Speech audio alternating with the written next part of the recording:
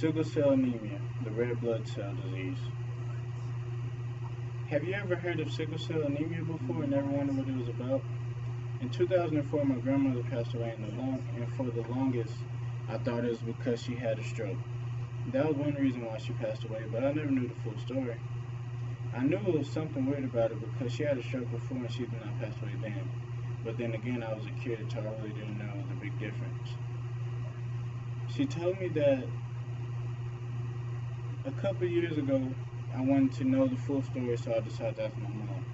She told me that my grandmother had a stroke, and it occurred because of the sickle cell disease symptom. I did not know what that was, so it just left me with a blank face, and it just made me want to learn more about it. Then after that, she told me that we have it in our blood, the sickle cell trait. Sickle cell is something inherited that affects the red blood cells that change them into the form of a crescent, which is similar to a crescent moon. There are about 1,000 babies born in the United States with the sickle cell disease, and there are over 70,000 people in America total with the sickle cell disease. There are also about 2.5 million people in America with the sickle cell trait.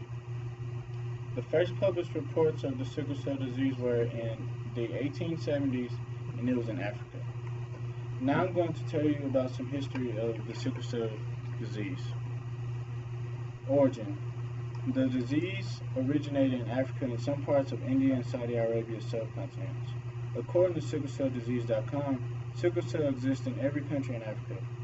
It is most common in West and Central Africa. 25% of the people have the disease. Nigeria in 1997, with an estimated population of 90 million people, 45,000 to 90,000 babies were born with sickle cell. Slave trade is one of the main causes for the spread of sickle cell disease, especially to America.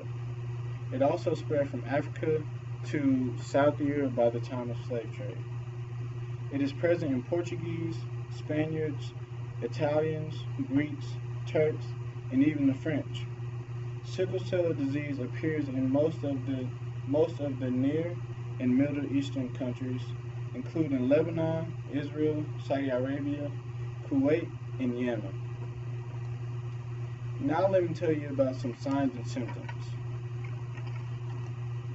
Sickle cells. They are very fragile. According to Mayo Clinic, blood cells usually live up to 120 days, which on the flip side, sickle cells live up to 10 to 20 days, and that is known as anemia. And anemia is the shortage of blood cells, and that's where they get the sickle cell anemia from. Pain occurs when sickle cell-shaped red blood cells block the blood flow through tiny blood vessels to your chest, abdomen, and joints, and that can cause you to be hospitalized. And when you're hospitalized, you can get strokes, or you can just be hospitalized and have to take vaccines and medicines. The first sign of sickle cell in babies are swollen hands and feet when they're born. There can also be problems seeing when the blood vessels that supply your eye's sight can be stopped because of the sickle cell red blood cells. Another sign is delayed growth in babies. According to EBSCO, measurements were used to study the physical growth of 294 babies, sickle cell disease babies, compared to 180 normal babies.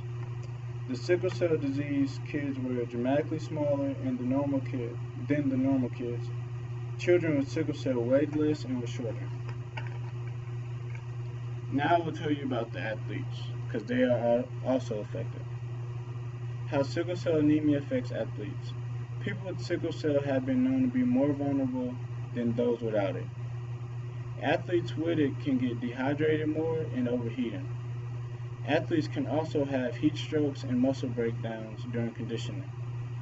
Deaths of healthy young athletes during conditioning are extremely rare and are associated with sickle cell trait in less than half of the cases. In many cases, such deaths are attributed to sickle cell trait because of the presence of the sickle cell in tissues at autopsy. I hope that I informed you just as much as I informed myself. Sickle cell, it doesn't have a cure yet, and hopefully one day it will get one. But until then, people are just going to have to take vaccines and medicines and go to the hospital, and hopefully it will better them for the future. Thank you.